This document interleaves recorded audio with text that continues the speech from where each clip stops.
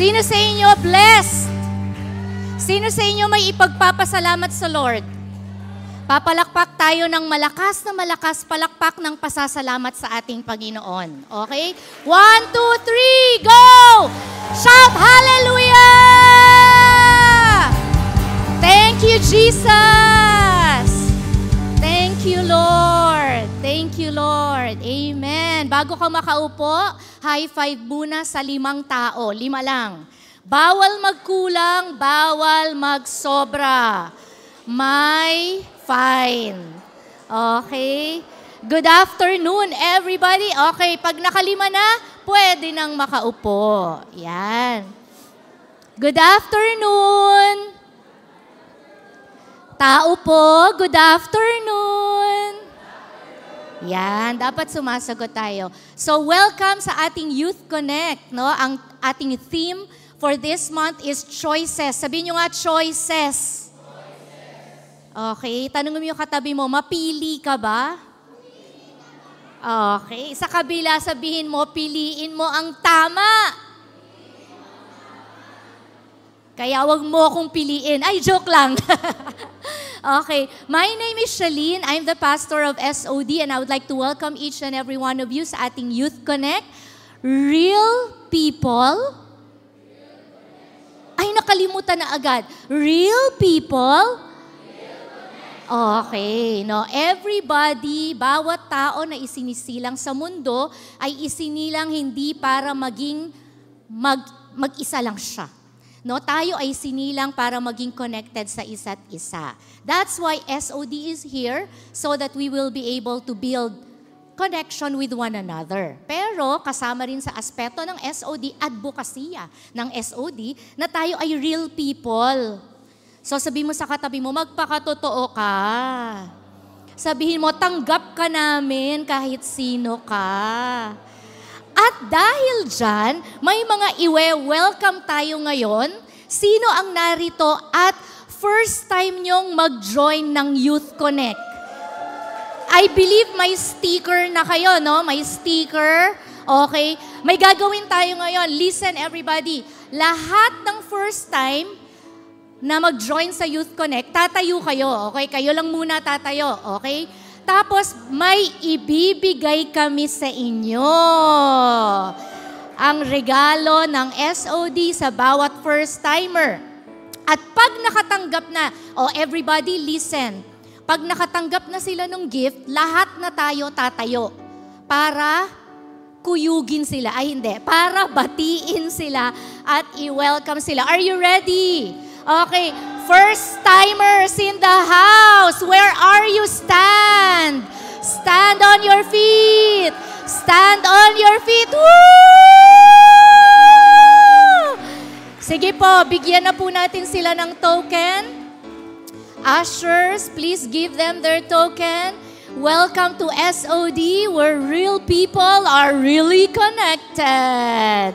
Okay, may token na kayo. Pakitaas ang token nyo. Okay, everybody else, let's all stand and greet our VIPs. Woohoo! Magpakilala kayo, say your name.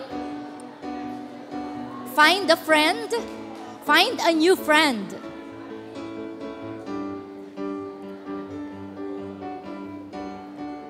Ayan. Make sure lahat nagpa-participate, Kasi real people, real connection. Walang real people, disconnection. Yan. Okay, makakaupo na tayong lahat. Again, welcome sa lahat ng ating first-timers. And of course, sinong mga hindi first-timers? Yan. Diba? Yun ang energy ng mga hindi first-timers dahil alam na nila papaano ba ang kasiyahan ng pagiging SOD. So this afternoon, I'm so excited to share with you a message that has changed my life and I'm sure it will also change your life. So, linawin natin, mga ground rules natin, sa mga susunod na minuto. Magbabasa ako ng mga quotes, magbabasa ako ng Bible. Okay lang ba sa inyo? Magbubuklat tayo ng Bible. So kung may digital Bible kayo, FYI, walang Wi-Fi dito. So kung hindi naka-download ang Bible mo, hindi mo siya ma-open. Pero kung may physical Bible, ang katabi mo, ang kasama mo, nag-invite sa'yo, pwede niyong buksan yon. Tapos, another reminder, listen, another reminder. May mga pagkakataong mabilis ako magsalita kasi may hinahabol akong oras. So kapag napapabilis na ako, gaganyan lang po kayo. Parang traffic light. Overspeeding na po kayo. Yan. And another thing, no? Marami akong sasabihing mahahalagang bagay na babaunin mo hanggang pagtanda mo. Pero hindi mo yun maaalala kung hindi mo isusulat. So mas ire-recommend ko sa'yo na magsulat ka, mag-notes ka, okay? Buksan mo yung mga VIP token sa inyo, baka makatulong yan sa inyo, no? O kaya buksan mo yung bag ng katabi mo, no? Tapos sabihin mo, may ballpen ka ba dyan? Pengi nga, yan. Because note takers are history makers, not just history watchers.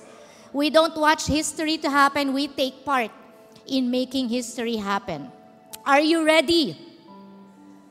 Nais kong ipakilala sa inyo ang isang matalik kong kaibigan, si Professor Dumbledore. Kilala niyo ba siya? Meron siyang magandang sinabi patungkol sa choices. Sabi niya, we must all make the choice between what is right and what is easy. So sometimes we think, no, the choice is about what is good and what is bad. And ang dali naman nun. Di syempre, choose natin yung good. Diba? Pero ito parehas namang, parang parehas na good eh. Walang evil, walang bad dun sa choices. Ang sabi, what is right and what is easy. So ang hirap piliin yan, diba? Tama ba? So ikaw, pipiliin mo ba yung tama o pipiliin mo yung mas madali? Ewan ko sa inyo, pero by human nature, hindi ako nagpo-promote niyang product na yan, pero gumagamit ako niya. No? By human nature, no, mas madaling piliin yung madali. Kasi walang pagod dun eh. Ang dali ng resulta dun, walang masyadong effort. Right? Diba? Sino sa inyo ayaw nyo nang mapagod kasi pagod na kayo sa life? Diba? Kung saan yung mas madali. Pero ang hamon sa atin ni Professor, no? Piliin mo tama o madali. Pakikilala ko naman sa inyo isa ko pang matalik na kaibigan, si Roger Crawford. Hindi ko alam kaano-ano yun si Billy Crawford, pero magkaapelido sila. Sabi niya, we are a product of the choices we make. Take note. Ikaw daw ay produkto ng mga pagpili mo. Whether pala decision ka or hindi ka nagdidesisyon, it's still a choice. Not making a choice is still a choice. Not making a decision, it's still a decision. And the truth of the matter is, you are a product of your choices. Don't even be thinking that you are a product of somebody else's choice. No. The reality is, produkto ka ng sarili mong choice. Hindi sa sinisisi kita. Ine-encourage kita na hindi ka biktima ng mga bagay-bagay. At hindi ka rin biktima ng mga nangyayari o mga taong nakapaligid sa'yo. Are you listening? May isa pa akong kaibigan. Okay lang ba yung mga kaibigan ko, pinapakilala ko sa inyo? No? Pero wag niyong tatanungin sila kung kaibigan ko sila kasi hindi nila ako kilala. No? Okay, sabi ni Deepak Chopra. Hindi ko alam paano i-pronounce yan. Kayo na lang mag-invento. No matter what the situation, remind yourself, I have a choice. Whoo! Mag-aaral ba ako o hindi? I-memorize ko ba to o gagawa na lang ako ng kodigo? Yan. No? No matter what the situation, remind yourself. There would be times nobody would remind you this. That's why you need to be the best reminder to yourself. Who would remind you? May choice ka. Yung feeling mo, ipit na ipit ka sa sitwasyon, parang wala na akong choice ah. May choice ka pa rin. Meron at meron kang choice. Sabi mo yung katabi mo, meron at meron kang choice. Sabihin mo, piliin mo ang tama. Okay, ang susunod kong kaibigan si Eleanor Roosevelt. Ayan, kilala niyo yan. Mag-aral kayo ng history ha. Eleanor Roosevelt, sabi niya, I am who I am today because of the choices I made yesterday. Whoa. Itong statement na to, both positive and negative to eh. 'Di ba? Kung meron kang nagawang magandang choice yesterday, that's why inaani mo ngayon yung magandang benefit nun. Pero may negative side din yan. 'Di ba? Kung meron kang nagawang maling desisyon, mali ang napili mo sa nakaraan, mali pala siya. Napili mo siya. Hindi pala siya dapat ang pinili mo. May effect siya sa today. May effect siya sa today. Tama ba? Are you following me? Are we communicating here? Mamaya lilinaw yan. Paano tayo lalaya sa mga epektong yan? Okay, and finally, eto talaga totoong kaibigan ko to. Nakakausap ko to in real life. At pag tinanong niyo siya, kilala niya ako. No, si Dr. Peter Tanchi of CCF, sabi niya, you are free to choose, but you are not free to choose the consequences of your decisions. Babad tayo ng konti doon. Malaya kang pumili kahit ano. Pumunta tayo sa coffee shop, may pambayad ka naman. O di kaya naman sinabi kong ililibre kita, piliin mo kahit ano. In fact, pinipili natin yung pinakamahal. Sino sa inyo ganon? Ililibre ko, pipiliin ko yung pinakamahal. Tapos tatanungin ko, magkano budget mo sa akin? Pwede may itutulak, wag lang pantulak. Di ba? Pala decision din talaga tayo eh. Di ba? No? And we take advantage of that. Sabi ni Pastor Peter, of course, by all means, walang sasakal sa'yo, walang pipigil sa'yo, walang pipilit sa'yo. Kung ano gusto mo, kung ano decision mo, kung anong pinili mo, piliin mo. Kaya mo piliin yon. But you have to remember, hindi natin pwedeng piliin ang kapalit at ang resulta ng mga desisyon natin. That's why, today, I'm gonna give you some guidelines how to make good choices, right choices in life. Kasi hindi natin pwedeng piliin yung consequence eh. Kaya nagugulat ka na lang. So dahil hindi mo pwedeng piliin ang consequence, mag-backtrack ka ngayon, take few steps backward, bago ka palang magdesisyon, isipin mo na ano kaya ang posibleng magiging consequence neto. Sabi nga nila, choose your battle well. Diba? Choose your difficult, choose your hard, choose your challenge well. Tingnan natin ang sinasabi ng Bible patungkol sa choices. Galatians 6:7, do not be deceived, God cannot be mocked. A man reaps what he sows. Ang mga Pilipino may kasabihan, pag may tinanim, alam niyo pa ba yung mga kasabihan ng mga Pinoy?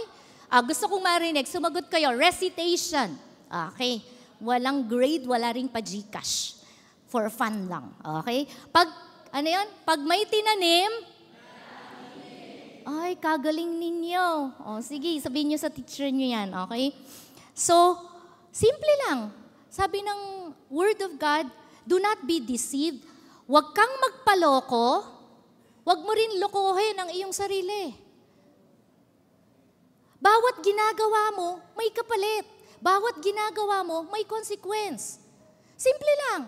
Gumawa ka ng mali, ang kapalit, mali. May consequence na mali. 'Di ba? Hindi naman nila ako mahuhuli. Ngayon lang yan, hindi ka mahuhuli. It's just a matter of time. Are you listening? But the same thing is true. When you sow for yourself seeds of goodness, seeds of good habits, pagod ka na, pero gagawin mo pa rin ang homework mo, G lang. 'Di ba? May finals ka, may deadline ka, pero talagang tinahak mo ang ulan, traffic, biyahe, hirap ng commute, pumunta ka pa rin ng Youth Connect.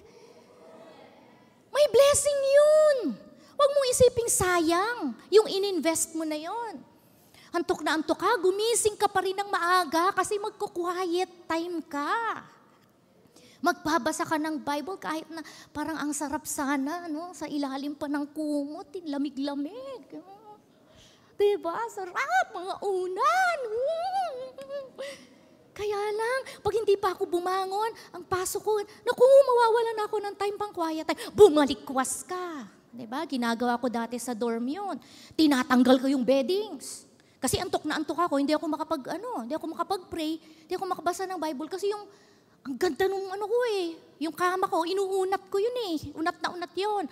Tapos, yung cologne, ginaganong ko. Binabasbasan ko siya ng Johnson's Baby Cologne. Di ang bango-bango, sa UPLB, ang lamig. Alam mo nyo, ginagawa ko para magising ako ng umaga at attend ako ng prayer meeting. Tatanggalin ko yung beddings noon, papapagitin ko yung bed para hindi siya attractive. Okay, di prayer meeting na ako. Ang pangit na ng bed ko. Whatever choice you make will determine whether you're gonna be blessed or not. So make good choices. In ERV, it says, if you think you can fool God, you are only fooling yourselves.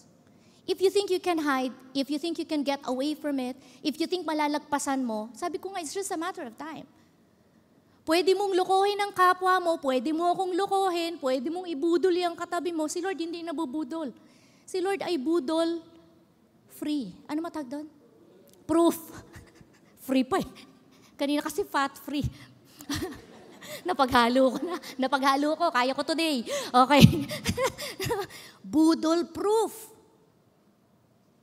It's just a matter of time. The consequence will come. No? Galatians, sabi doon, you are only fooling yourselves, you will harvest what you plant. So my question for you today, while you are young, what seeds have you been planting? And what seeds do you intend to plant? Ang follow-up question nun, ano ba ang gusto mong anihin? Pinag-isipan ko pa yung Tagalog. Ano yung gusto mong anihin in the future? Ngayon pa lang, taniman mo na. Are you following? You want to be successful in your career? Eh di ngayon pa lang sipagan mo na. You want to prosper in your finances? Ngayon pa lang, sa 10 pisong hawak mo, budgetin mo ng tama. May nararating pa bang 10 piso? Wala na yata, no? Nalalaglag na lang sa tricycle. In the Voice translation, sabi doon, make no mistake, God cannot be mocked. What you give is what you get. You get. What you sow, you will harvest. Diba? Simple lang. Yung mga magkakalaro, magkakatropa, diba? Ayan, yan dalawang yan. Diba? Nagkukulitan. Ang saya. Mamaya, pag may napikon dyan na isa, diba? Wag babangayan na yan, diba? Nagalit yung isa. Ang saya-saya lang niya. Tino yun, saya nila ngayon, no? Maya-maya, bakbakan, diba? Ganun magkakalaro eh. Diba? Bakit? Pag merong isang napikon, magsisimula na yan, no? Magmura, magalit, mang-alipusta sa kanyang salita. O ikaw naman, patol din. Diba? Tanong yung katabi mo, patola ka ba? Yan, wag kang patola. Okay? So, eto na. Principle that I want to share with you today. Be mindful of your choices. Be mindful. Sa camp, tinuturuan natin, gamitin mo ang utak mo. Utak mo, gamit mo. Huwag ka manghiram ng utak ko. Hirap na rin ako. Are you listening? Utak mo, gamit mo. You know what? Habang bata pa tayo talaga, habang bata, nagde-develop pa tayo, yung brain natin nagde-develop pa, marami pa tayong bagong mga natututunan, mga bagay na naiintindihan, i-sharpen natin ang mga utak natin to the point that we will make good and right choices in life. Anong mga ini-scroll mo? Nakakatulong ba sa choices mo? Sino mga fina-follow mo? Anong klaseng content ang sinasaksak mo sa utak mo? Nakakatulong ba sa tamang choices mo? Are you following me? Are you listening? Ngayon may titingnan tayong kwento. Kwento ng isang bata. Ay hindi, joke lang. Ang pangalan ng bata ay si Iso. Sa Tagalog, isaw. Pero baka magutom kayo, so yung English na lang ang gamitin natin, iso. Okay lang? Kasi baka mag-walk out kayo, tapos bili na kayo ng isaw dyan, no? The story of Iso. Mahahanap natin to sa Genesis 25. Okay, babasahin natin from 27 to 34. Mabilis na kwento to, ang ganda ng kwento na to. Ang kwento ng ramen ni Iso. Okay? Ramen. Yes, ramen to. May ramen na sa Bible. Pambihira kayo. Magbasa kayo ng Bible para alam nyo. Okay? Ramen. Ang ramen ni Esau. When the boys grew up, Esau became a skillful hunter, a man of the field, but Jacob was a peaceful man. May iba palang karakter. Si Esau at saka si Jacob. Living in tents. Now, Isaac, ang tatay, loved Esau because he had a taste for game. But Rebecca, yung nanay, loved Jacob. Okay? In other words, family sila. Sino nanay? Sino tatay? Sino magkapatid? Jacob and Esau, Esau and Jacob. Okay, so makita natin may favoritism. Si tatay, favorite si Esau. Si nanay, favorite si Jacob. Relate? Relate? Later, nagka-conflict yung magkapatid dahil dyan sa favoritism na yan. Hindi talaga healthy yung may favoritism. Dapat lahat favorite. Kaya si Lord, lahat favorite niya. Kasi unhealthy eh. Yung isa lang ang fini-favor. So don't you ever think na kung mo binabless yung kaibigan mo, buti pa siya favorite ni Lord. Di, lahat tayo favorite ni Lord. Pantay-pantay ang pagka-favorite sa atin ni Lord. Hindi naman sinabi ni Lord na okay, sige, Jesus Christ, my one and only beloved Son, you go there and die only for my chosen few, my favorites, and the others, let them rot in hell. Hindi. Sabi sa John 3:16, God so loved the world that He gave His only begotten Son, that whosoever believes in Him will not perish but have everlasting life. The Lord loves the world because He knows na favoritism or favoring one over the other is not healthy and it's not good. And our God is not like that. Don't you ever think that you are not God's favorite because you are God's favorite. Jesus died for you the same way that He died for me, the same way that He died for the Africans, the same way that He died for the Americans, for the Koreans, for the Vietnamese. Lahat tayo mahal ng Diyos. Sabi mo sa katabi mo, mahal na mahal ka ni Lord. Tapos sabi mo sa kanya, grabe, mahal pala ako ni Lord. Sabi mo sa katabi mo, grabe, mahal pala ako ni Lord. Okay, now balik tayo sa kwento ni Esau. Balik na tayo sa kwento ni Esau tsaka ni Jacob. Sabi dito sa verse 29 to 30, when Jacob had cooked stew, ayan na, ang ramen. Pumasok na ang kwento ng ramen. Okay? Esau came in from the field and he was famished. So si Esau yung outgoing, si Jacob yung homebody. Sino sa inyo dito yung mga tagaluto, tagasaing sa bahay? Pakitaas nga kamay. Ayan, no? Laging nasisisi pag hindi napindot ang rice cooker. Diba? Laging nasisisi pag hindi ka nagluto, gutom ang lahat. So si Jacob yon. Si Jacob yung nagluluto. Si Esau naman, siya yung hunter. Siya yung nasa labas, siya yung nanguhuli ng hayop na lulutuin. Okay? Tapos, Esau came in from the field and he was famished. Sabihin niyo, famished. Ano ba yung famished? Napaka-alta naman po ng word na famished. In other words, gutom na gutom. No? Patay gutom. Ay hindi, gutom na gutom. Iba yung patay gutom no? Gutom na gutom daw siya. Kaya sabi niya, habang gutom na gutom siya, sabi niya kay Jacob, please let me have a swallow of that red stuff there, for I am famished. Therefore his name was called Edom. Okay. So gutom na gutom daw siya, sabi niya, pahingi niyan. Walang masama. Gutom ka, humihingi ka ng sabaw, binigyan ka ng sabaw, walang masama kasi gutom ka. Pero may pumasok sa kwento. Iba rin to si Jacob, iba rin to si Jacob. Verse 31 to 32, first, sell me your birthright. Wow. So nung una, gutom lang siya, may nilulutong sabaw, penging sabaw. Wala naman talagang ibang choice kasi sabaw lang. Pero pagpasok sa verse 31 and 32, may choice na. Sabaw o birthright. Papaliwanag ko sa inyo ang kahalagahan ng birthright na yon. Nung unang panahon, mahalaga ang pagiging panganay. Kasi kapag ikaw ang panganay, ikaw ang tagapagmana ng lahat. Sino mga panganay dito? Okay? Buti na lang, hindi na totoo ngayon. No? Sino mga bunso? Sino ang mga middle child? Yes. Okay. So, nung araw, big deal kung sino panganay, sino bunso, sino...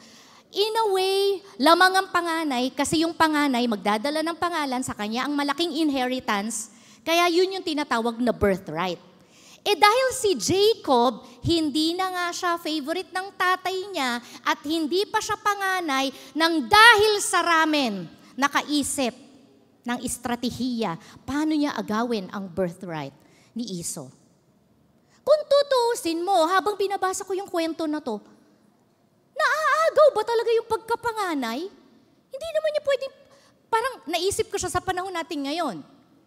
Pwede ko bang agawin ang pagkapanganay ng ate ko? Bunso kasi ako eh.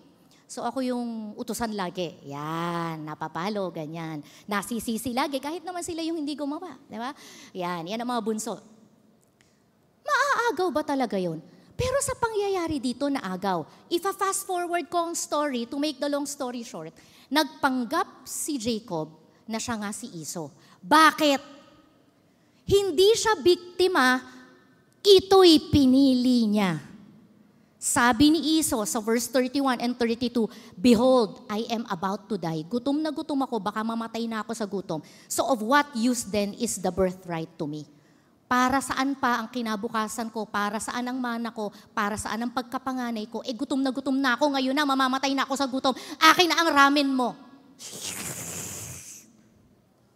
Fast forward, nang mamamatay na ang tatay nila, nagpanggap si Jacob na siya si Esau.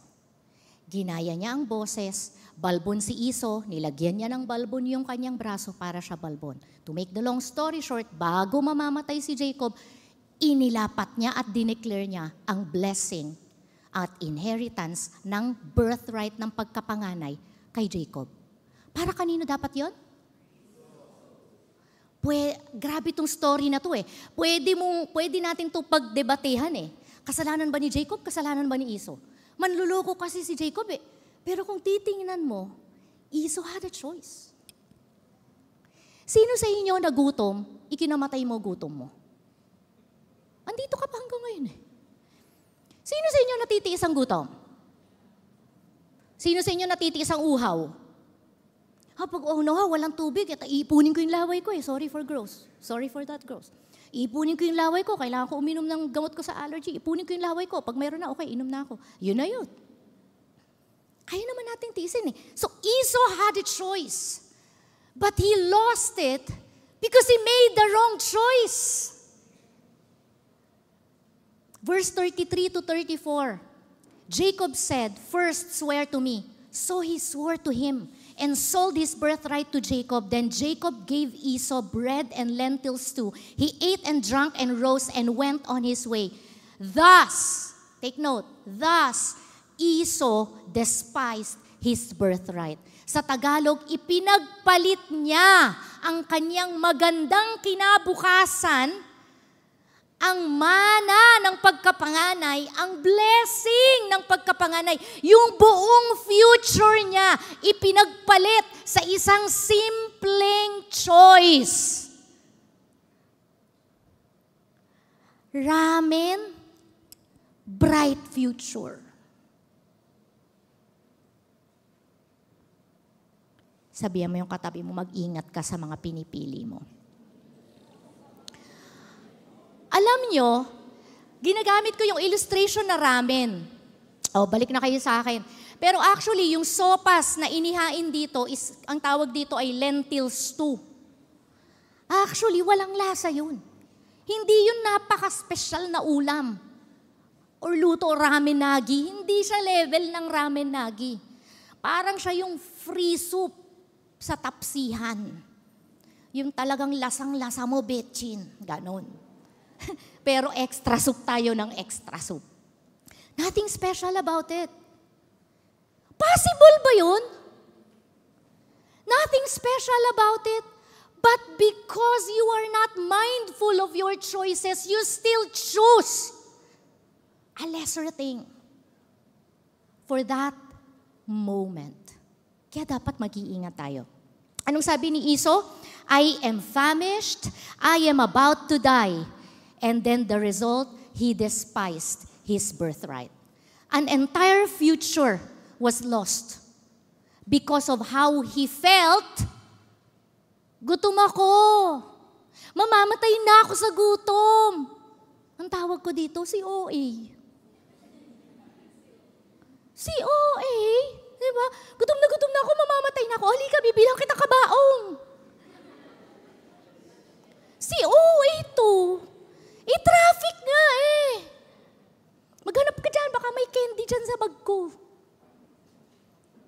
Sabi mo sa katabi mo, OA ka ba? Yan. Sa ka-OA-yan mo, baka mali ang choice mo. Diba? He despised his birthright. Isang malaking future. Ano ngayon ang consequence? Fast forward, super fast forward na maraming years. Basahin natin sa New Testament, paano ngayon ikinikwento ang batang si Esau.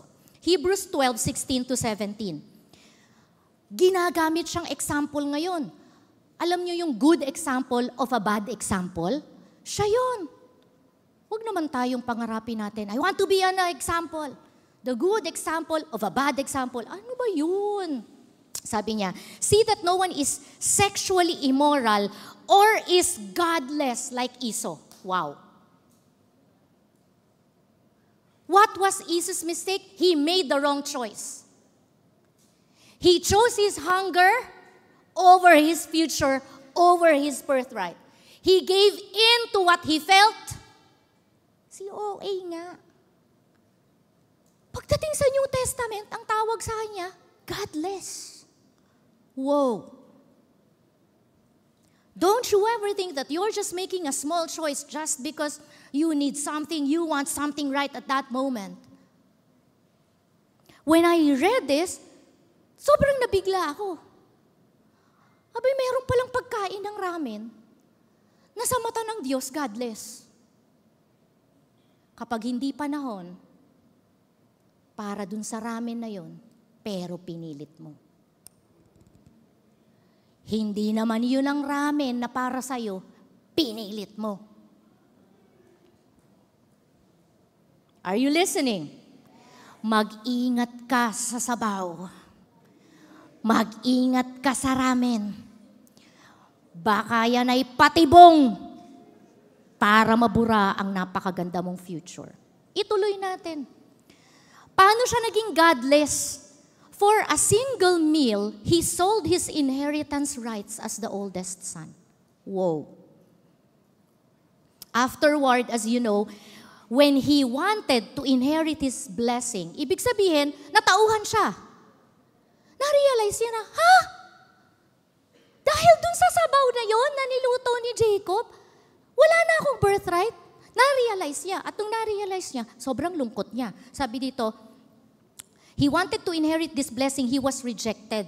Even though he sought the blessing with tears, he could not change what he had done. Boom. Ang pagsisisi, laging nasa huli. Diba? So, wag laging ganun. Wag natin gawing trending to sa buhay natin. Yung maling desisyon, paulit-ulit na maling desisyon. Kapatid, kung meron ka ng maling desisyon in the past, pag-uusapan natin yan, paano natin aayusin yan. Pero wag mo naman gawing trending sa buhay yun. Wag mo naman gawing yun ang theme ng buhay mo. Alam mo tong tropa kong to, grabe to, the best to sa mga wrong choices. First honor. Grabe, Hall of Famer yan. Sabihin mo sa katabi mo, hindi ako yun. Sige na, sabihin mo, hindi ako yun. Okay. Okay. Tingnan natin ngayon. So again, paalaala ko sa'yo, mag-isip bago pumili. Mag-isip, mag-isip, mag-isip, mag-isip bago magdesisyon. What did Esau miss? Tingnan nyo ha, Matthew 22:32.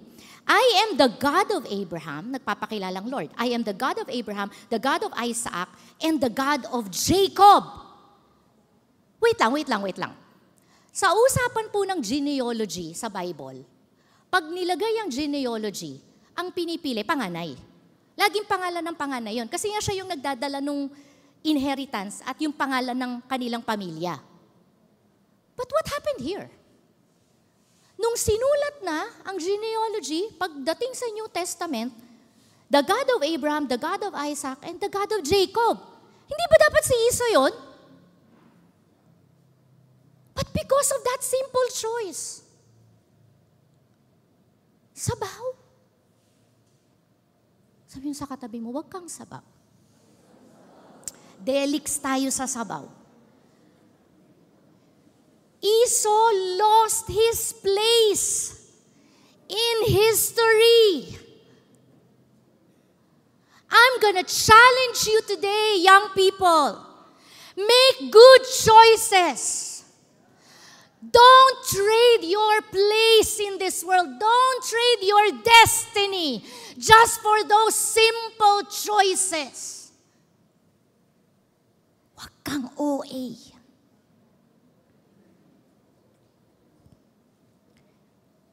He is not the God of the dead, but the God of the living. I don't know with you, but I feel the sadness and the tragedy of that. That when the historians were writing the name, na-imagine ko lang to, speculation na to, hindi to nangyari. Na-imagine ko na lang to. Nakita ko na lang to sa imagine ko. Nagsusulat na, the God of Abraham, Isaac, tas sinulat Esau. Ay, hindi nga pala siya. Binura yung pangalan. Hindi nga pala siya. Kasi nagkamali siya. Pinalitan. Jacob. I don't know with you, but I don't want that to happen to me. I am now 50 years old, na advance. 50 years old. 51 na pala. 51 na nga, kayo talaga. I started making choices, God choices, when I was 17.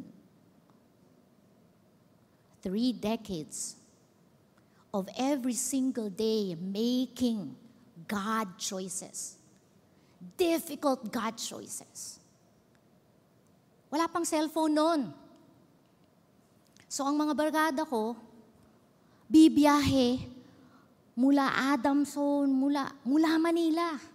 Pupunta ng UPLB para lang puntahan ako, para yayain ako uminom. Minsan mahihiya ka na lang eh. Diba? Grabe yung biyahe na itong mga to ah. Tapos hihindian ko sila. Babalik sila after a few days. Babalikan nila ako. Di nila matanggap na hindi na ako uminom. Eh, best friend ko dati, ang pulang kabayo. Nagtaka sila. Anong dahilan? Bakit nag-break na kayo ng kabayo mo? Nang-gets niya? Yung pulang kabayo? Sure kayo? Tumatawa lang kayo. Kunwari, nag-gets niyo eh.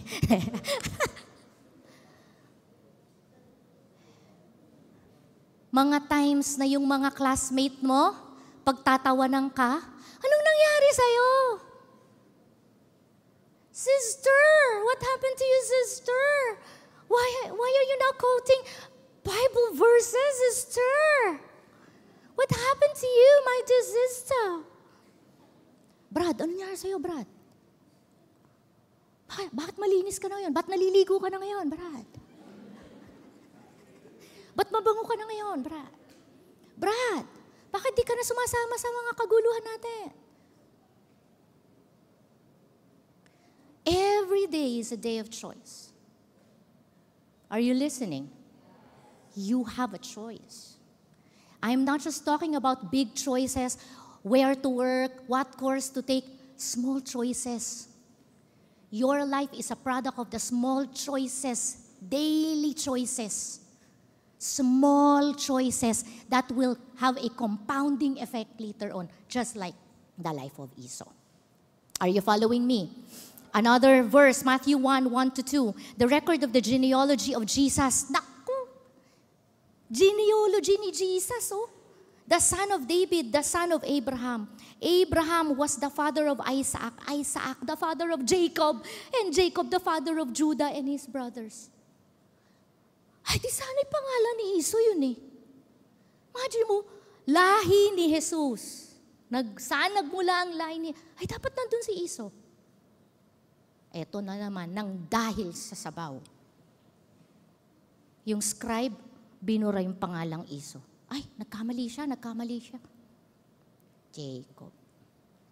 Don't trade your destiny. Don't trade your future.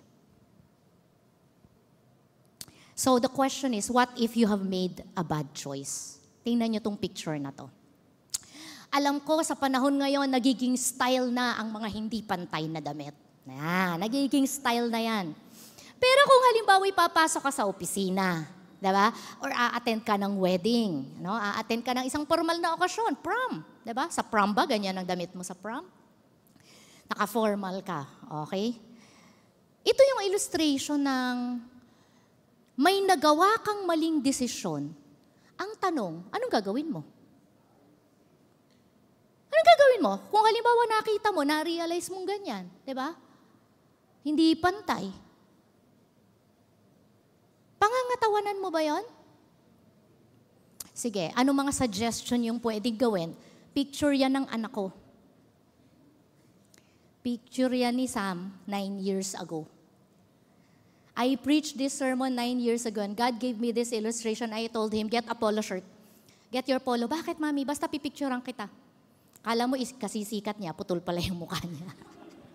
Kasi polo lang yung kailangan ko. So, ano gagawin natin? Ha? May pag-asa pa ba to? Yes! Anong gagawin? Ayusin. Itama. Simple lang ang sagot ko. What if you have made a bad choice? Simple lang ang sagot. Itama mo, wag mong ituloy yung mali. Kasi kapag tinuloy mo yung mali, hanggang ending mali eh. Yung isang butones lang naman ang mali eh. Pero dahil pinangatawanan niya, hanggang dulo na mali. Now, maybe you are that person you're thinking, nagkamali na ako. May mga mali na akong desisyon sa buhay. Naging pala desisyon kasi ako, may mali na akong buhay. Dito na ngayon papasok, kaya may SOD.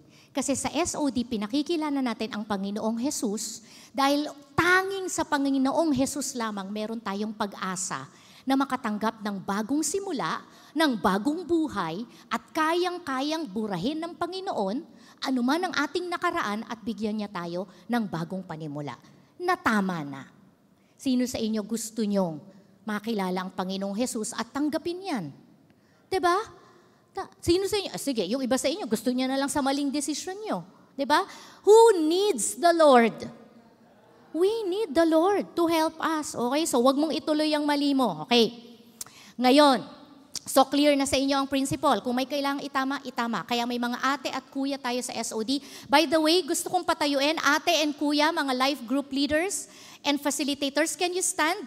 Can you stand? Pakilala namin kayo. Ayan. Okay? So these are our leaders. Okay? So life group leaders here in SOD. Itong mga ate at kuya na to, okay, not to put anybody specific on the spot, may mga mali na ring desisyong nagawa yan sa buhay nila. Tama ba? Tama ba? Mga ilan? Hindi, joke lang. May mga tatlo. May mga maling desisyon ang nagawa. Ngayon, natuto na sila. At dahil sa Panginoong Jesus, naitama. Tama ba ako? Naitama? O talagang tinamaan ka na? Hindi. Tinamaan na. Okay, naitama naman. Tama? Naituwid naman. Simple lang. Lahat ng mga nakaupo, gusto ko kayong kausapin. Itong mga to, may naranasan na sila ng mga choices nila in life. That's why they are the leaders of SOD because instead na tayo pa ang makaranas ng pagkakamali na yun, matuto na tayo sa kwento nila. Are you listening? Okay. Ikaw ba in a relationship ngayon? May boyfriend ka, may girlfriend ka, pero sa tingin mo parang mali yan, hindi mo na alam kung anong gagawin mo, lumapit ka sa akin. Expert to dyan. Kasi galing ako dun. Okay.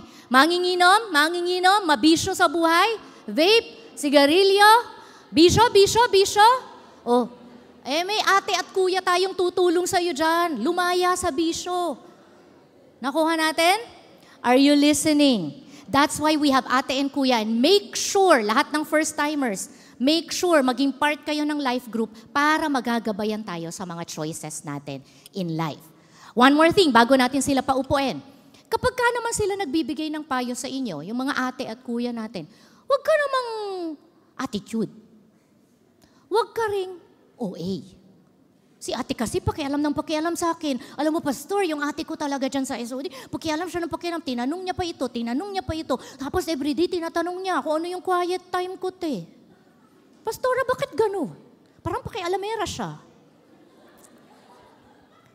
Hindi siya nangingialam.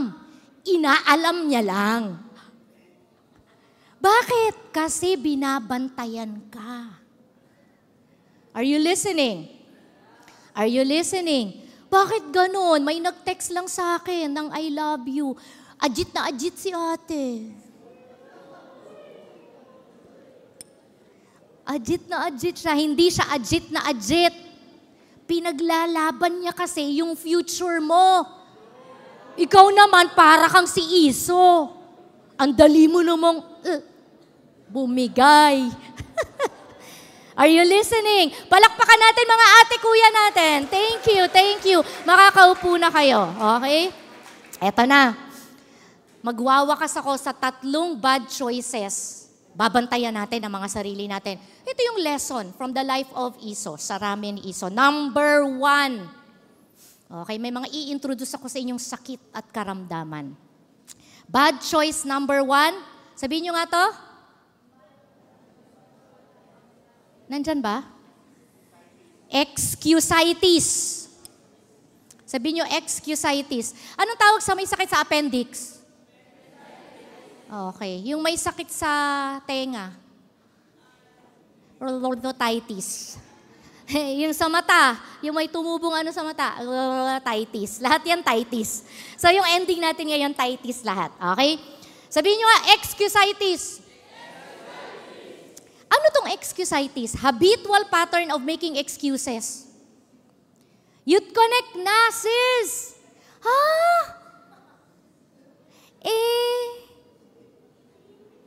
Prayer meeting na, bro. Ha?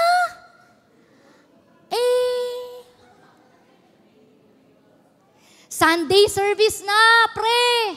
Ha? Yan. No, mental disease, aruy. Mental disease that makes you believe that others are at fault for the bad things that happen to you. May kakambal si excusitis. Ang pangalan niya, cystitis. Walang ginawa kundi manis eh. Kaya naman wala ako kasi nga ito eh. Kaya naman hindi ako nakarating kasi nga ito eh. Kaya nga hindi ako...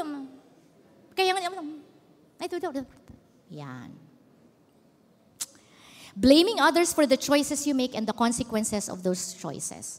What's the cure? What are we going to do to avoid excusitis? Assume responsibility. Sino ba gigising? Ikaw. Sino ba pupunta sa Youth Connect? Ikaw. Kasi yung Grab, nag-cancel siya. Kasi yung movie, nag-cancel siya. Hindi agahan mo next time. Are you listening? Are you listening? Sabi mo sa katabi mo, may choice ka. Okay? When you assume responsibility, you build on your integrity. Alam mo, pag lagi kang nag-e-excuse, darating ang time wala nang maniniwala sa'yo. Ang magiging bansag sa'yo ng mga tropa mo, ayan, laging may dahilan yan. Yan si Miss Dahilan. Last minute dahilan. Yan, okay? Famous excuses. I did not know. Hindi ko alam eh. Hello? Alam niyo ba, kahit sa batas, ignorance of the law is not an excuse. Even if you say you're not aware of it, you're ignorant of it, you're still guilty. If you're guilty, you're guilty. Don't make excuses. Assume responsibility. Are you listening? Hindi ka nag-aral, di ba? Okay, I have no time, traffic. Nakalimutan ko. No, tao lang. Tao lang. Ano ba? Ikaw kasi hindi ka na tao. Ito pa yung another excuse. Bakit lahat naman ginagawa yun? Aroy. Wala naman kaming label eh. Hindi naman talaga kami mag-boyfriend. Parang sila ano rin. Ganon. Okay. Many hypocrites yan, mga excuse natin. Okay? Sabi ni Benjamin Franklin, he that is good in making excuses is seldom good for anything else. Saan ka magaling? Sa excuses. Anong awards mo sa school? Best in excuses. Ano yung mga medals na natanggap mo? Best in excuses. Okay? Let's break our excuses. Let's assume responsibility. Why assume responsibility? Because the Bible says, it does not matter whether we are here or gone, our purpose stays fixed. What's our purpose? To please God. Our purpose is to please God. Why are you going to make the right choice? We want to please God. Why do we want to please God? Because He's the author of our life. He's the source of blessing. He's the source of our future. In time, we will all stand in judgment before the throne of the Anointed, the liberating King, to receive what is just for our conduct. May consequence. Darating ang time, judgment day, haharap tayo sa Panginoon. Sabi nga nung pastor ko dati, ang mangyayari doon, parang may rewind ng buhay mo. Yung buong buhay mo ipe-play sa video, ire-rewind, iisa-isahin ng Panginoon lahat ng mga ginawa mo, lahat ng choices mo, and then sasabihin sa'yo ng Panginoon, ano yung consequence? Ano ang kabayaran nun? But, there is a plot twist that we can have in our lives. We can avoid that judgment and punishment for the wrong choices that we make if we give our lives to the Lord Jesus Christ. 2 Corinthians 5:17 says, if anyone is in Christ, he is a new creation. You become a new person in Christ. Everything about your past will be erased and gone, and Jesus Christ will give you a brand new beginning. Iba ka na. Now, pagdating sa Judgment Day, hindi na yung punishment ng kasalanan mo ang matatanggap mo, kundi ang reward na for following the Lord and living for Him and serving Him. Are you listening? And I pray today, you're going to make that choice. That's one of the most important choices you're going to make. To choose Him to be your Lord and your Savior. Number 2, bad choice number 2. Guilty. Si Iso nito. Immediatitis.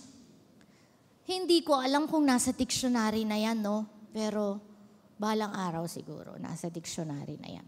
Ano yung immediatitis? Instant gratification or immediate gratification. Yung sabaw, in other words, gutom daw siya, mamamatay na siya, kaya sabaw. Imaginein mo yun, no? Pinipili mo yung immediate, ang kapalit, long future. Are you following? Are you listening? It's a spiritual disease that demands quick and immediate gratification of desires. Kabata-bata pa, naka-boyfriend na siya. Kabata-bata pa, naka-girlfriend na siya. Kabata-bata pa, nakarami na siya. Not to put you down, but I'm teaching you today that there are other choices. You have a choice to make. You can still make that choice to have a plot twist in your life. Are you listening? Not able to wait, does not want to wait. Pleasure and success must be now. I want it now. I want it now. What's the cure? Discipline. What's discipline? The ability to wait. Sabi mo sa katabi mo, wait. Sabi mo, wait. Diba? Wait lang. Wait lang. Kaya lang, type na type ko na siya. Uy, pag-usapan natin yan sa mga life group natin. No? What is self-discipline? The ability to say no to immediate gratification in order to say yes to what is best for the future. Okay, mga kabataan, may mga oo-ohan ka, may mga hihindian ka. Piliin mong mabuti. Okay? Kanino ka oo ng oo, kanino ka hindi ng hindi. Okay? Kanina yung kwento ko sa inyo, talagang kinailangan ko maging consistent sa paghindi dun sa mga tropa ko before. Kasi otherwise, talagang babalik at babalik lang ako sa bisyo ko at sa lumang buhay ko. So mga ilang buwan yun, isang taon yata yun na dire-diretso, I had to say no, no, no, kahit kaharap ko na sila. At grabe yung effort nila. Dumating sa point, sabi ko, I don't want you to feel bad about it. It's just that graduate na ako dyan. Tapos sabi ko sa kanila, kasi pinipili ko si Jesus over that. Sabi nila, ha? Ano yun? Hindi nila naiintindihan. So it was an opportunity for me to share to them about the choice that I made to follow the Lord. So yung mga pag hindi mo, it's also an opportunity to share to the people about the Lord, about the good choice that you are making. Okay? Be careful not to compromise what you want most for what you want now. From Zig Ziglar, a very successful man. Be careful not to compromise what you want most for what you want now. You want a bright future, right? Right? Who among you here you want to be successful in life? Oh, may pagpalit yan sa mga maliliit na bagay. Immediate gratification. So what is the formula to receiving God's best? God's will, God's ways, God's time. Ano ang formula for failure? My will, my way, my time equals my failure. That's why here in SOD, we have weekly life groups. We train people to pray. We train people to read the Bible. Kasi yun yung gagabay sa atin para we will make the right choices. Kung Instagram ang nag-feed sa'yo, paiba-iba yan. Minsan right choice, minsan wrong choice, inconsistent. But if you anchor your life on the Word of God and you anchor your life on Jesus Christ, consistently, you're gonna make the right choice. There might be bumps along the way, there might be mistakes along the way, but there will always be that grace of God that will give you the opportunity to make things right, to straighten things out, to restore you, to redeem you. Who among here you want God's best? Psalm 27, verse 13 to 14. Yet I am confident I will see the Lord's goodness while I am here in the land of the living. What's the last line? Anong sabi? Wait patiently for whom? For the Lord. It's not even wait patiently for success. Nakaabang ka sa success. Okay, nakaabang ka sa magiging jowa mo. Sino kaya? Sino kaya? Dating up dito, dating up doon. Hanap ng hanap, hanap ng hanap. Hindi, sabi ng verse, wait, and when you wait, be patient. Wag, kagaya ni Iso. Hindi, mamamatay na ako, akin na yung sabaw. Ikaw mamatay ko ako, wala na siya.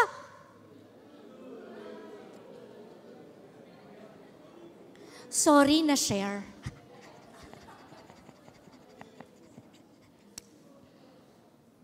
Wait patiently for the Lord. Young people, this verse is teaching us to focus on the Lord. Sa Kanya tayo nakaabang. Lord, ano yung next step na gagawin ko? Lord, saan ako papasok? Lord, sino yung mga tropa ko? Anong gagawin ko? Paano ako mag-grow? Sa Lord nakafocus.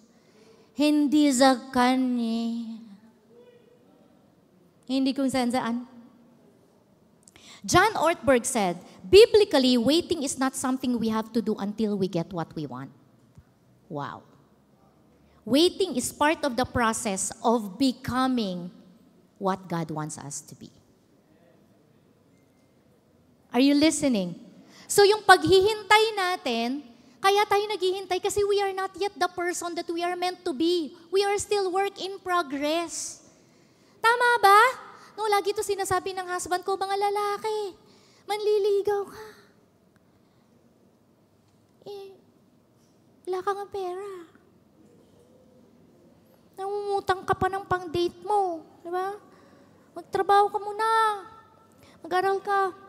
May chismis na kumakalat sa SOD daw, bawal lang magjowa. Masyado kayo, accusing kayo, mga judgmental spirit kayo. Okay? Hindi chismis yun. Totoo yun. Totoo yun. Hanggat hindi ka gumagraduate ng college, wag muna. Wag muna. Yang kilig, nakakapaghintay yan. Number three. Wrong choice number 3. Quititis. Ano yung quititis? Spiritual disease of giving up quickly. Ang dali mo namang bumigay. Ang dali mo naman sumuko. Sabihin mo sa katabi mo, huwag kang susuko. Okay? Avoiding difficult situations and taking the path of least resistance. Take note, ito yung bagong pandemic ngayon eh. Wala na yung COVID. Sabi nga yung COVID manageable na, pero ito yung mga bagong pandemic ngayon. Number 1 yung quititis na yan. Ang bilis bumigay. Diba? 25 ka over 100. 25 over 100 sa exam. Ang taas nun. Joke lang. Mababa yun. Diba? Mababa yun. Okay lang, may next exam pa naman eh. Huwag mo naman isipin, gumuho na ang mundo. Nakaranas ako ng 25 over 100 sa chemistry. Kasi hindi ko alam na may exam. Pumasok na ako. Gusto ko sanang lumabas para sabihing absent na lang po ako. Nakapasok na ako. Tapos sabi ko, wala po akong blue book, hindi ko alam na exam. May extra blue book. Binigyan ako ng blue book, wala nang choice. Sabi ko, sir, pwede pong lumabas lang saglit, mga 2 minutes. Lumabas ako, brinouse ko yung notebook ko. Kaya hindi talaga ako nakapag-review. Kahiyayaman, SOD na po ako noon. At ang naging excusitis ko, ba't ako hindi nakapag-review? Kasi nag-prayer meeting ako. Galing ako sa prayer meeting, tapos 7 o'clock yung aming class. Exam pala. Umalis kasi ako ng maaga. Nung previous class namin, hindi ko narinig ang announcement na may exam kami. So 25 over 100. Hiyang-hiya ako kasi alam nila lahat na Christian ako. 25. Tapos natakot ako kasi may scholarship ako. Sabi ko, patay. Matanggal ang scholarship ko. Wala akong pambayad ng tuition. Mahal ang tuition back then sa UP. Pinag-pray ko yun. Ito yung sasabihin ko sa inyo. Huwag mo pagatawanan na mali. Nagkamali ka eh. Kaya kang tulungan ng Lord sa mga pagkakamali mo. Basta lalapit ka sa Kanya. Alam niyo, pinag-pray ko yun. Sabi ko, Lord, sana mabura yung 25 na yun kasi talagang hahatakay nun ang grade ko. To make the long story short, at the end of the semester, binigyan ako ng chance ng professor. Pwede daw ako mag-take ng removal exam, kahit hindi naman ako kailangan mag-removal exam. Pwede daw ako mag-take ng removal exam. I-replace niya yung score ko dun sa 25 over 100. Kaya lang, ang difficulty nun is cover to cover na ang coverage ng exam. Yung binagsak ko, ilang chapters lang ng book yun. So, ibig sabihin, cover to cover, kailangan kong reviewin. Sabi ko, sige, tutulungan ako ni Jesus yan. Nag-pray ako, nag-prayer meeting ako, nag-review ko. To make the long story short, mataas pa rin po ang grade ko. Hindi po nawala ang aking scholarship. Hindi po ako naging honor noon, pero ilang point something na lang. No, muntik na ako maging honor. Hindi kasi ako grade conscious noon, pero kung grade conscious, dapat in-effortan ko pa ng konti. What's the point? We may stumble along the way in the process of waiting patiently for the Lord. Don't be hard on yourself. You're still a work in progress. Keep coming back to the Lord. Are you listening? Don't be hard on yourself. Don't punish yourself. The Lord is not even thinking of punishing you for all the wrong mistakes or the wrong decisions you have made in the past. In fact, in the heart of hearts of God, He's thinking of how to help you. He's thinking of how to restore you, how to help you recover and bounce back from it. Just go back to God. Come to Him. Wait patiently for Him. Don't quit. What's the cure? Persevere. Don't quit. Your work in progress. Now I'm going to end with these verses, Galatians 6:9. Let us not lose heart in doing good, for in due time we will reap if we do not grow weary. Huwag mawawala ng pag-asa. Lilipas din yan. Basta ilalapit mo kay Lord. Are you learning? James 1:12, blessed is the one who perseveres under trial, because having stood the test, that person will receive the crown of life that the Lord has promised to those who love Him. Say the word persevere. Say it, persevere. Say, don't quit. Say, don't quit. Come on, SOD, say, don't quit. Now, make a personal declaration. At the count of 3, you're gonna say, I'm not gonna quit. Are you ready? Are you ready? Are you ready? Count of 3. 1, 2, 3. I'm not gonna quit. Every single day. You tell that to the face of the devil. When the devil tries to pull you down, you talk to the face of the devil and you tell the devil, I'm not going to quit. I'm a work in progress. I'm not going to quit. I'm going to follow the Lord. I will continue pressing on to this call that God has given us. Are you listening? Don't quit. Don't you ever quit. And that is the reason why we have SOD. That is the reason why we have a monthly Youth Connect. Because we know that every single day, the devil will try to pull you away. The devil will try to pull you down. The devil will try to tempt you and attack you and tell you, wala ka ng pag-asa. You see, nagkamali ka na naman. But SOD is here to help you and assist you. And Youth Connect is here to bring you back all the time. This is always an opportunity to go back to the Lord. Lord, I made the wrong choice. Lord, I fell. Lord, I failed this week. I need you. Are you listening? Kaya huwag a-absent sa Youth Connect. Dito natin nakukuha yung perseverance natin at yung recovery natin. 2 Thessalonians 3:13, to the rest of you, brothers and sisters, never grow tired of doing good. I-paraphrase ko, to you, my dear na mga anak sa SOD, never grow tired of making good choices, right choices. Amen?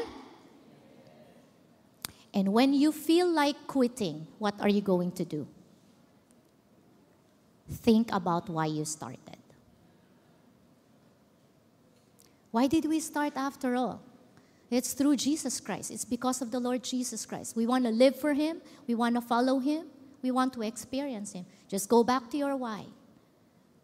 Why did we start? Because Jesus died for us. Jesus loves us and He died for us. Amen? Meron ako nilagay dito sa notes ko. Just in case you have a friend who is being tempted to quit, how do you handle a person struggling and thinking of quitting already and giving up? I wrote here, simple lang. Encourage them. Encourage him. Encourage her. Maybe that is you today. You need someone to encourage you. Now, if you are that person, hindi naman ikaw yon, hindi ikaw yung nandun sa struggling point or part of your life, then be that strong friend who would encourage someone and tell that person, don't quit. We're here for you. You're a work in progress. Don't quit. Are you listening? Life group leaders, disciple makers, let us grow to become better and better in encouraging people. Let us endeavor, make extra effort to encourage people not to quit. Ito yung nakita kong pandemic ngayon eh. The pandemic of quitting. Diba? Meron ako isang kaibigan, sabi niya, Pastor, parang maliit na bagay lang, no? Gusto na mag-quit ng mga bata ngayon. Sabi ko, huwag mo sabihin maliit na bagay yun. Sa'yo lang maliit na bagay yun, sa kanila malaking bagay yun. Kaya kailangan tulungan natin sila. Amen? You are free to choose, but you are not free to choose the consequences of your decisions. Therefore, make good choices. Make God choices. And today, I want to challenge you and invite you. Make God your number one choice. Every single day, pipiliin natin ang Panginoon. Did you learn anything today? So, we're going to pray. Is it okay kung mag-pray tayo? Let's all stand. Everybody stand. Please concentrate. Don't talk to anybody. We're going to pray. We're going to ask the Lord. No? The first that we are going to pray for would be the choice of inviting Jesus to be your Lord and Savior. Because that's the most important choice we're going to make. So right now, the first prayer that we're going to pray is to ask the Lord to be our Lord and our Savior. And I'm going to ask, who among you here, You know when you realize you don't have a personal and growing relationship with the Lord, and you realize you haven't made that choice, that important life-changing choice. But today I'm going to give you an opportunity to make that choice. Or perhaps you are that person, you made that choice in the past already. Then somehow along the way, parang nakalimutan mo or hindi mo naalagaan, hindi mo naitama, or may mali kang naging desisyon at naranasan sa buhay. But today you realize, I need to go back to the Lord. I need to go back to Him and call Him my Savior, my Lord, so He can help me and He can restore me. If you are that person, I'm going to ask you to raise your hand because I want to pray for you and I want to pray with you. Yes, I see those hands. I see that hand. Yes, good job, good job. Good job for making that choice. That's an important choice. Good job. Congratulations. Good job. Good job. Now let's all bow down our head. You can put down your hands. It's okay. Bow down your head, close your eyes, and let's pray. Can you repeat this prayer with me? Say, Lord Jesus, thank you for today. Thank you for the word. Thank you for being my Savior. Thank you for reminding me that I am your favorite. Thank you for dying for me on the cross. Thank you for saving me. And today, I make the choice to call you my Lord and to call you my Savior. Guide me, Lord. Correct me, Lord. Lead me, Lord. Forgive me of all of my sins. Cleanse me. Purify me. Lead me along the right path. And I will follow you all the days of my life. In Jesus' name we pray. Amen. I want to pray for those who pray that prayer. Lord, you know them. You know what they are going through. You know the struggles in their hearts, Father. I pray, Lord God, that you would take them closer and closer to you, Lord God. Lord, hayaan mo nga po ang bawat isa sa kanila ay madama ang kalapitan mo, ang katapatan mo, ang kabaitan mo, ang pagmamahal mo, at ang yakap mo. Yakap ng pagmamahal, yakap ng pagtanggap. I pray, Lord God, that every day mararanasan nila ang kabutihan mo, Lord God. At patuloy nilang mararanasan, Lord God, ang bagong buhay na ibinibigay mo sa bawat isa. In the name of Jesus. In the name of Jesus. Thank you, Father. Thank you, Lord. Thank you, Lord. Now look up here again. The second prayer that we're going to pray is for those bad choices that we have made in the past. Meron ba ditong mga may bad decision ka nang nagawa in the past? Pinagsisisihan mo?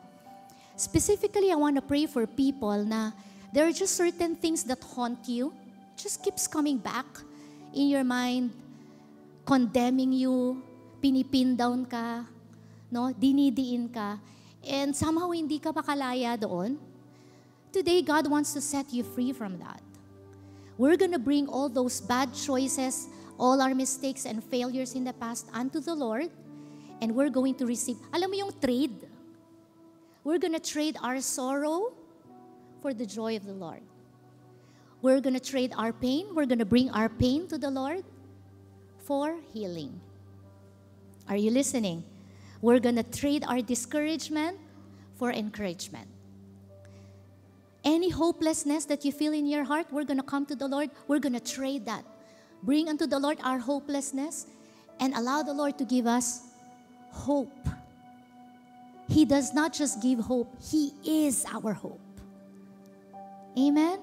Who among you here, you have something to give to the Lord? A wrong choice, a past mistake, a burden, you need to trade. We're gonna come to, yes, raise your hand, raise your hand.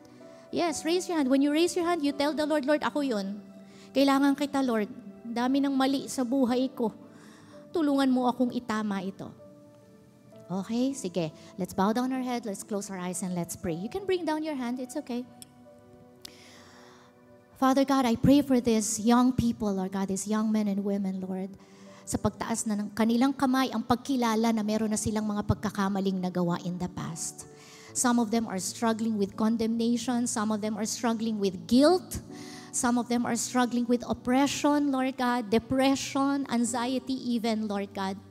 Some of them struggling in insecurity, self-doubt, intimidation, that they cannot be hopeful for life and they cannot be joyful for life. Father God, I pray right now that you would touch each one of them, Lord God. Touch them specifically where they are hurting, where they need you the most, Lord God, where they are being held captive by the enemy. Lord, touch them, Lord God. Set them free in the name of Jesus. In the name of Jesus, you are the God who sets the people free, who sets the captive free. You are the God who heals our brokenheartedness. You are the God who is close to the brokenhearted. Father, I pray right now, ilapat mo ang iyong kamay sa bawat isa, Lord God, na may mga pinagdaanan in the past at kailangan nila ng bagong panimula. Kailangan nila ng restoration. Kailangan nila ng healing. Touch them right now. Touch them right now. Right now, just receive a new beginning unto the Lord. Receive the love that sets us free. In the name of Jesus, there is therefore now no condemnation to those who are in Christ Jesus. Jesus is not condemning you. Jesus is accepting you and receiving you unto Him. Father, I pray that every day they would experience your guidance to be upon them, Lord God. And I pray that in these coming days and weeks, you will guide them and help them paano itatama ang mga maling nagawa in the past. What are the next decisions and actions to take to restore, to redeem ourselves, our reputation, and even our relationships, Father? To those who need restoration in their purity, I pray, Lord God, that you would give them restoration in their purity, Lord God. Restore their innocence, Father. Give them a new beginning in the name of Jesus. Thank you, Lord. We know that you are the God of restoration. In Jesus' name we pray. Amen and amen. One last prayer. Is that okay? One last prayer is we're going to pray that moving forward from today, that we will make good choices, we will make God choices, and we will be guided by Him in every choice. Do you want that? Who among you would want to make that decision and would want to make that prayer? Sige, taas natin, dalawang kamay natin, manalangin tayo. Let's commit ourselves to the Lord. Father God, thank you for today. Thank you for your word. Thank you for teaching us your ways to protect us from harm, from danger in the future, Lord God. And today, as our hands are raised before you, Lord, we surrender our lives to you. We give our lives to you. Father, it is our prayer that you would guide us every single day. Lord, lead us in every single decision that we will make. Lord, dalangin namin na hindi kami magiging kagaya ni Esau, Lord God, na ipagpapalit namin yung bright future namin, Lord, for the immediate gratification, instant gratification na meron kami. Father, nakataas ang aming kamay sa iyo ngayon. Hinihiling namin, tulungan mo po kami, turuan mo po kami na matuto kaming maghintay sa iyo, mag-focus sa iyo, Lord God. Tulungan mo kaming magkaroon ng kalakasang humindi sa kasalanan, humindi sa kasamaan, humindi sa mga offer ng enemy at ng lahat ng kadiliman, Panginoon, at kasamaan in the name of Jesus. Father, grant us the boldness and the grace to say no to evil and to always say yes to you. Father, our hands are raised as a symbol of surrender to you, that we belong to you and to you alone. And today we make a decision. We will follow you, Lord God, wherever you lead us. Whatever you want us to do, we will follow you and we will break free from every hindrance, from every attack of the enemy in the name of Jesus. In the name of Jesus. Let's just worship and let's respond to the Lord. I'll go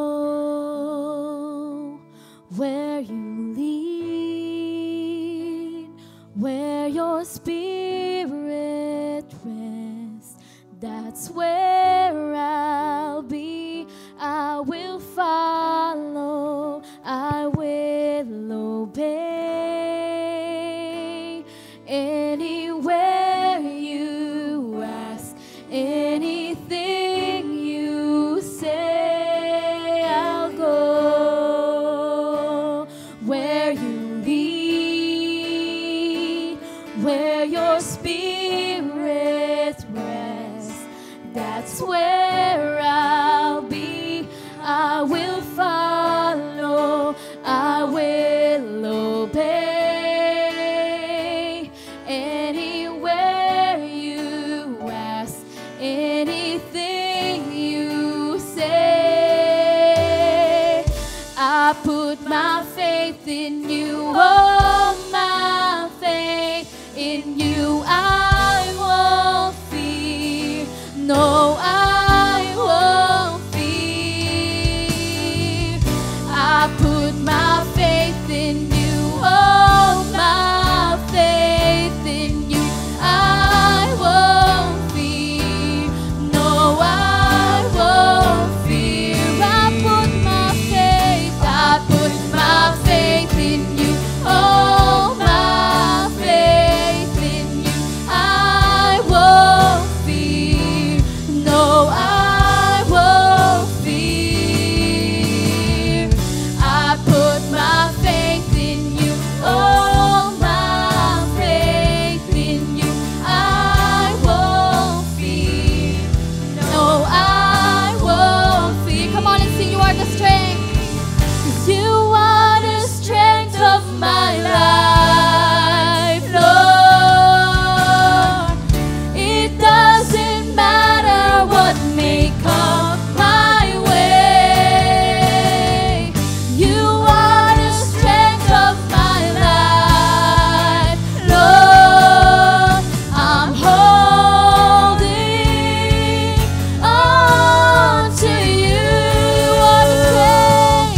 You are the strength of my life, Lord. It doesn't matter what may come my way. You are the strength of my life, Lord. I'm holding on to you. You are the strength. Come on and sing.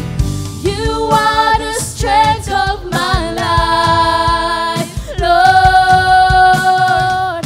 It doesn't matter what may come my way. You are the strength of my life, Lord. I'm holding on to you. You are the strength. You are the strength of my life, Lord. It doesn't matter. It doesn't matter what may come my way. You are the strength of my life, Lord. I'm holding on. Come on and sing, great are you, Lord.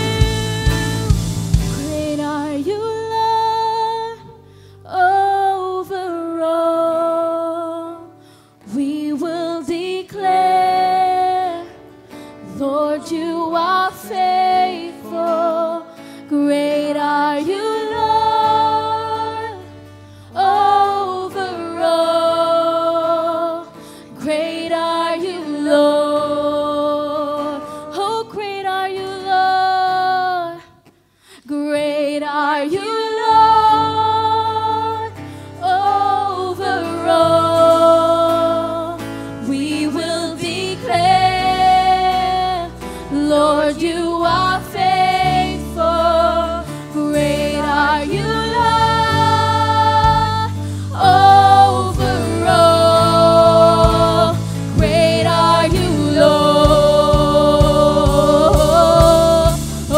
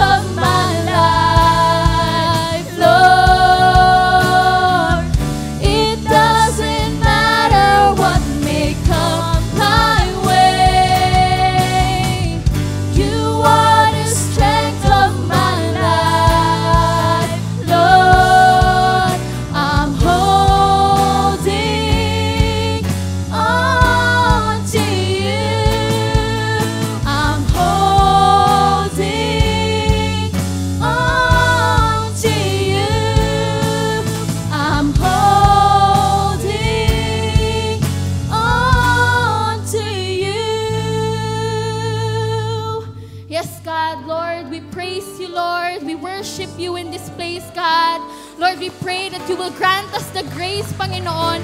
Grant us the strength, Lord God, to choose, Lord God, sa daily decisions namin, Lord God, in our lives, Lord, in our schools, Lord, sa work, Panginoon. Lord, we trust in you, Lord God. We trust in you, Panginoon. Lord, we thank you for this time, Lord God. In Jesus' name we pray. Amen and amen. You're watching Students of Destiny. To know more about us, like us on Facebook at fb.com/SODofficial and follow us on Instagram at Students of Destiny Official.